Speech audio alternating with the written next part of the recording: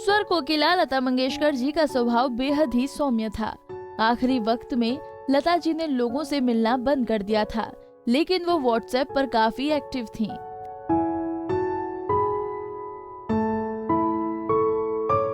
आखिरी दिनों में उनकी 8 साल की बच्ची के साथ अच्छी दोस्ती हो गई थी।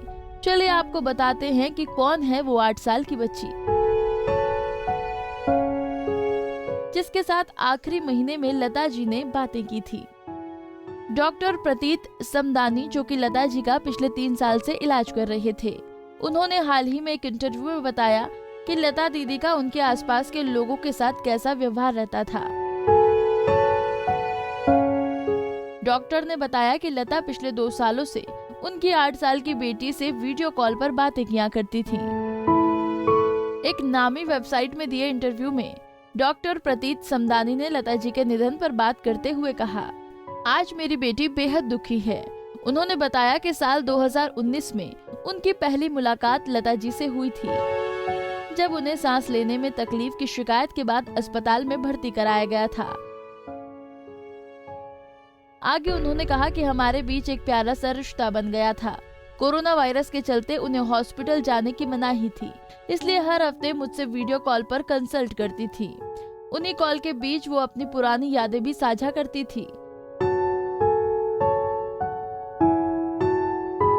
साथ ही वो मेरे परिवार का भी हालचाल लेती रहती थी। उन्होंने बताया कि लता जी की दोस्ती उनकी बेटी के साथ हो गई थी। आगे डॉक्टर ने बताया कि लता दीदी की मेरी 8 साल की बेटी से भी खासी बॉन्डिंग हो गई थी। वो अक्सर उससे वीडियो कॉल पर बात किया करती थी। लता दीदी मेरी बेटी से मिलना भी चाहती थी, लेकिन कोरोना वायरस के चलते ऐसा नहीं हो सका।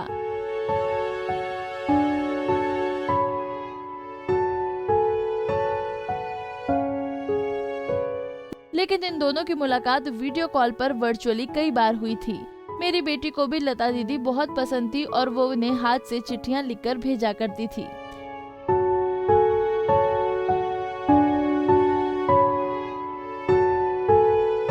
एक नामी वेबसाइट के मुताबिक लता जी ने कुछ महीने से लोगों से मिलना जुलना बंद कर दिया था, जिसकी वजह थी कोरोना।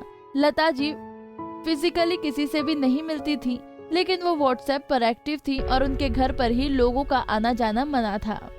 वहीं डॉक्टर प्रतीत ने उनके आखिरी दिनों के बारे में बताया। उन्होंने कहा कि आखिरी समय पर लता दीदी के चेहरे पर स्माइल थी।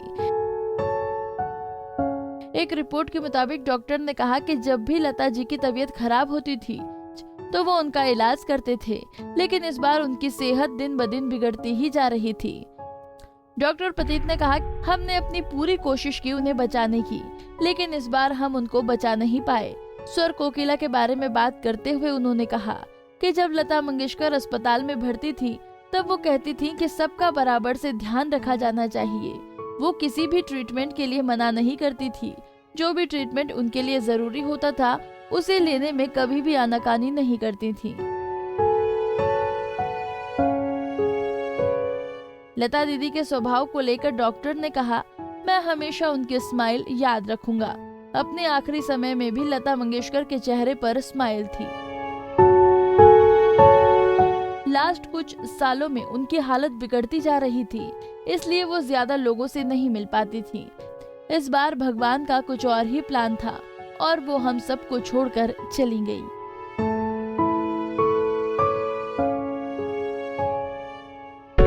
स्वर कोकिला लता मंगेशकर के निधन से हर कोई गम में डूबा हुआ है। लता मंगेशकर मुंबई के ब्रिज कैंडी अस्पताल में करीब 29 दिन तक भर्ती थी। 92 साल की उम्र में उनका निधन हो गया।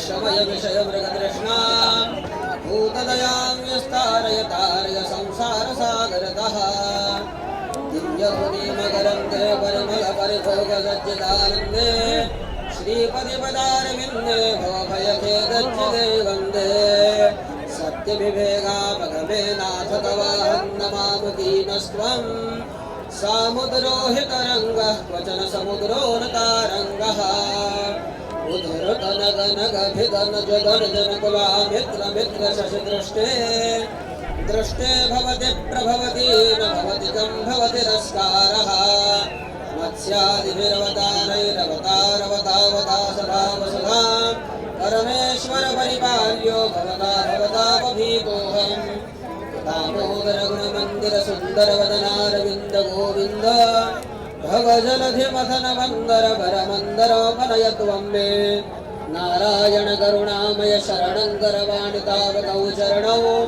इति षट्पदी मदीये वदन सरोजे सदा वसतु। मनसुखदातर सुखानुलोमाः सुखामांस सुखास्य सौख्यावहन्तु त्वां मरुद सुकृतां यत्र लोकाः विमाको मधुमर्त्योऽस्मि। नारी से जुड़ी मोर अपडेट्स के लिए हमारे इंस्टाग्राम को फॉलो, फेसबुक को लाइक और यूट्यूब चैनल सब्सक्राइब करना ना भूलें।